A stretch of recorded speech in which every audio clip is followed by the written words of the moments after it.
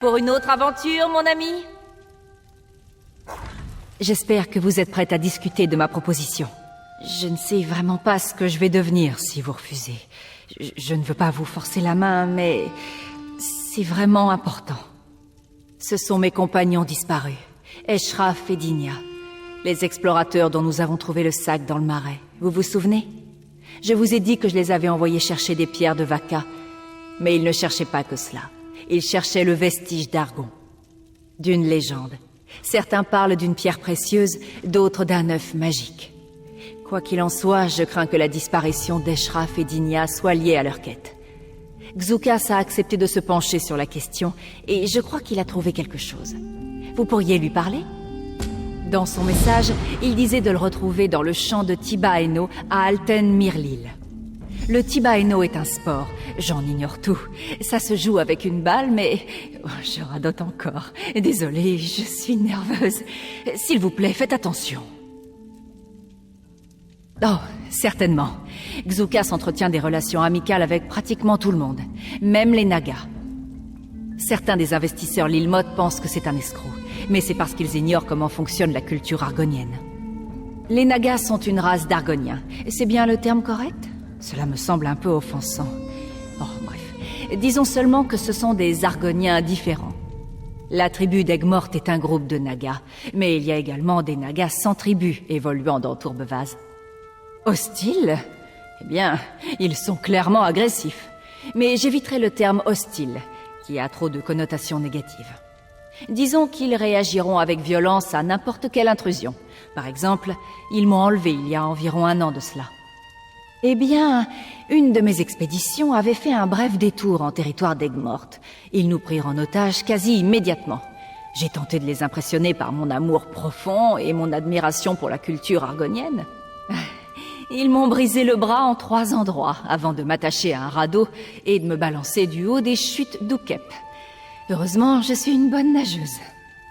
Je les présente sous un jour négatif, mais honnêtement, si on oublie leur cruauté, ils sont assez plaisants. Honnêtement, Vous êtes sûr de vouloir être mêlé à ça? Eshraf et Dinia n'en connaissaient que le nom et voilà qu'ils ont probablement été enlevés. Très bien. Comme je l'ai dit, personne ne sait vraiment où se trouve le vestige, mais il est... Disons qu'il est partout à la fois. Les Sylvegardes en parlent à voix basse quand ils pensent que personne n'entend. On l'évoque dans les poèmes et les chansons. Il est toujours là, juste sous la surface. Comme je l'ai dit, les gens sont persuadés qu'il ne s'agit que d'une légende. Cependant, une fois que les érudits commencent à se poser des questions et à réaliser de véritables découvertes, toutes sortes d'opportunistes sortent de leur trou pour en profiter. Tous les contes populaires racontent que le vestige partage une connexion profonde avec l'Ist, mais le reste est assez flou. Certains chants concernant le vestige se terminent pratiquement par un héros l'arrachant des racines d'un arbre et déclenchant un nouvel âge d'or. D'autres...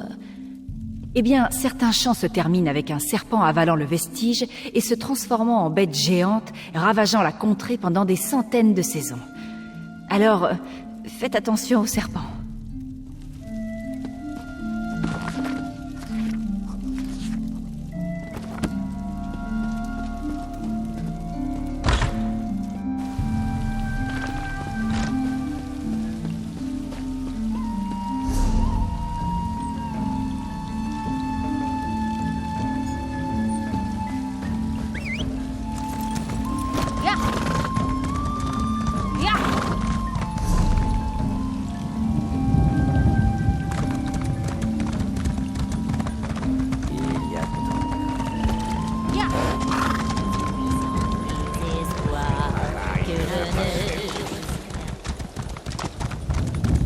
Vos yeux sont aussi beaux que des marbres.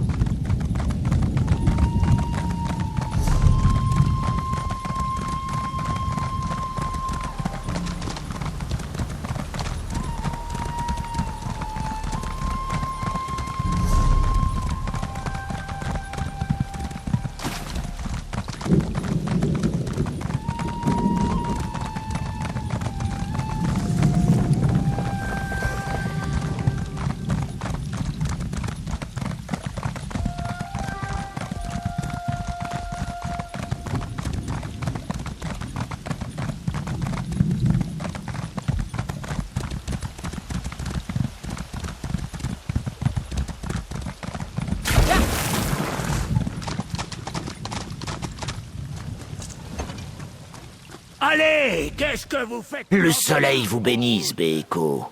Vous venez parler des explorateurs disparus d'Ami Famia?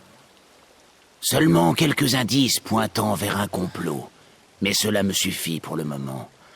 La compagnie des caravanes de l'Étoile du Dragon, une bande d'escrocs et marchands malhonnêtes, fournit des informations à quelqu'un d'extérieur à l'île Motte. Des notes sur les affaires des conservateurs syrodiliaques, je pense. Pas encore, mais ça ne devrait pas tarder. Loswog, l'orque qui surveille mes frères et sœurs de couvée joués au Tiba-Eno, travaille à la compagnie des caravanes de l'Étoile du Dragon. Il fait office de messager, je crois. Il porte des courriers renfermant des secrets commerciaux. Grâce à votre aide, je vais pouvoir m'en emparer. Je n'ai même pas besoin de vous convaincre. C'est parfait, bien qu'un peu troublant. Ce balourd de Loswog montre beaucoup d'intérêt pour notre jeu, le Tiba-Eno. Demandez-lui de vous en expliquer les règles. Pendant qu'il rumine et grommelle, je déroberai la lettre dans sa poche. Simple, hein? Vous comptez jouer ou quoi? Vous attendez quoi? Tiba-Eno? Bah, aucun jeu de mots ne me vient. Ce jeu est idiot. Pas de coups de défense, pas de yeux crevés, rien que des roulades et des coups de queue. Par mes crocs, j'en ai aucune idée, et ces lézards non plus. Quand je suis arrivé ici, ils étaient tous allongés. Puis soudain, la moitié s'est levée et a commencé à frapper le sol avec leur queue avant de se mettre à beugler et à taper dans des balles. Je ne sais pas, peut-être une demi-douzaine. Ils les faisaient rebondir sur ce rocher, mais c'est alors que l'autre équipe a commencé à beugler et à frapper leur torse comme des primates. Ils ont foncé vers la colline et formé un cercle autour du rocher avant de se mettre en équilibre sur la tête. Ils se sont mis à chanter, puis l'un d'eux a crié « Hello !» et tout le monde s'est écroulé en faisant le mort. Ils sont restés allongés comme ça pendant 15 minutes, puis je crois que la partie s'est terminée. C'est du grand n'importe quoi. Si ça c'est un sport, moi je suis une marmite de cuisine.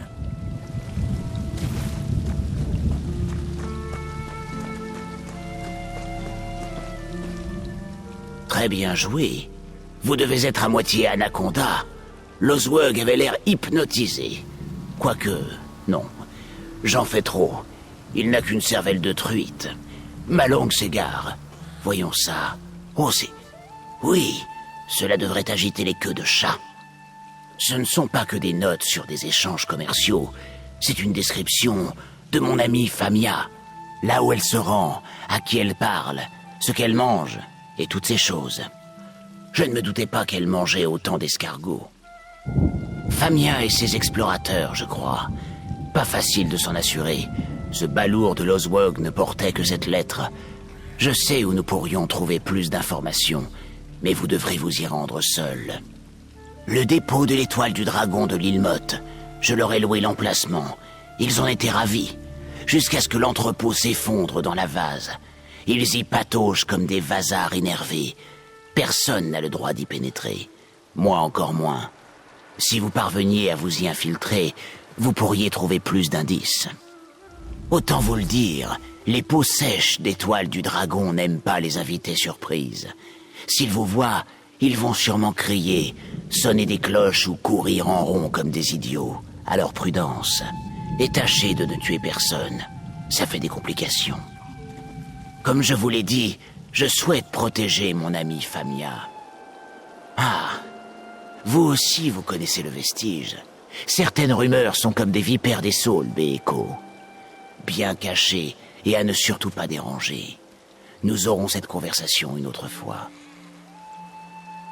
Tout a commencé avec Domitia Nassika. Elle dirige les affaires de la compagnie des caravanes de l'Étoile du Dragon à Tourbevase. Nous avons conclu un accord. Je l'ai négocié de bonne foi, mais elle a fait preuve de paresse et de négligence, et elle a oublié des détails essentiels. Exact. Elle est arrivée en saison sèche avec ses frères de commerce. Elle m'a dit qu'elle souhaitait bâtir un dépôt commercial sur l'île au sud de l'île Motte. J'ai accepté de lui louer en échange de certains traités que sa compagnie avait acquis il y a plusieurs années de cela. Je décore les murs de ma maison avec des preuves des trahisons des peaux sèches. Non, c'est une blague. Ces documents ont du poids dans le monde des Ogels, surtout les vieux documents. Seuls, ils n'ont pas de valeur, mais si on y ajoute la menace d'un conflit, ils peuvent se révéler utiles.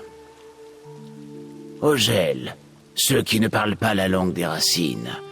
C'est un mot aimable pour décrire les étrangers. Enfin, pas si aimable dans certains cercles. La tribu d'Aigues-Mortes utilise ce mot comme un couteau. Pour Domitia, oui. L'île a été inondée comme toujours à la saison des genoux mouillés. Ça l'a rendue furieuse. Elle m'a traité d'escroc. Et maintenant, il me balance des cailloux dès que je passe près de l'entrepôt. Heureusement, je suis agile et il vise mal. Dans le lac glacé que nous appelons la négociation, une bonne réputation est aussi utile qu'un radeau solide. Une mauvaise réputation est comme une roche attachée à la queue.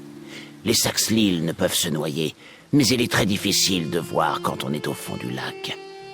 Pardon, c'était une métaphore assez médiocre. Oui, comme l'entrepôt s'enfonce dans la boue, la clôture du côté des marais est en sale état. Il y a un endroit près du fond du camp où vous pourrez entrer, mais pas ressortir. C'est toujours mieux que d'entrer par la porte, hein? Tenez, je vais marquer l'endroit sur votre carte.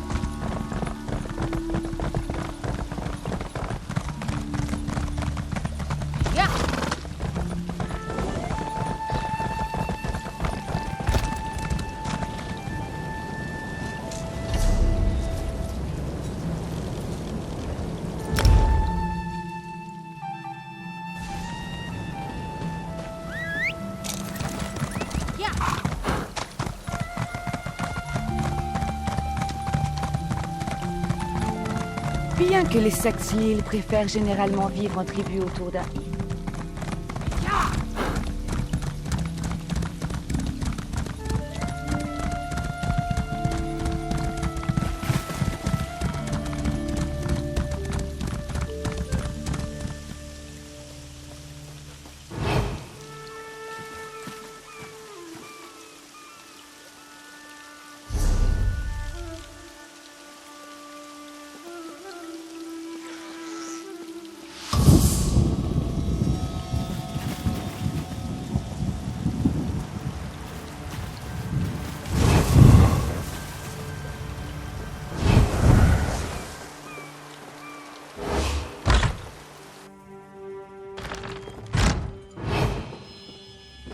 Eh vous, qui êtes-vous? Et que faites-vous là-dedans?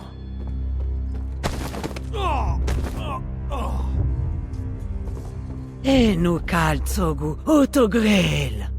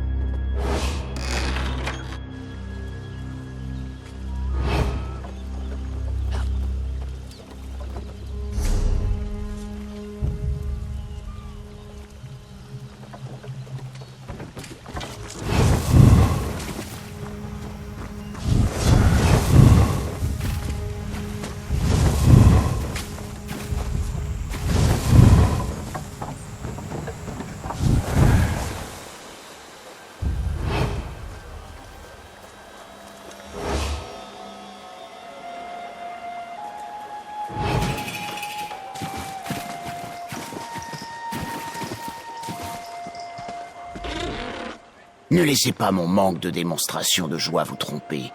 Je suis très impressionné. Vous avez trouvé les indices nécessaires plus vite que prévu. Comment ça s'est passé? Je vois. C'est dommage, mais votre honnêteté me réchauffe les écailles. Je vais préparer les démentis habituels et les offres de paix. La colère de l'étoile du dragon finira par s'apaiser. Et sinon, ils finiront par être emportés par la marée. Bon, qu'en est-il des amis disparus de Famia ?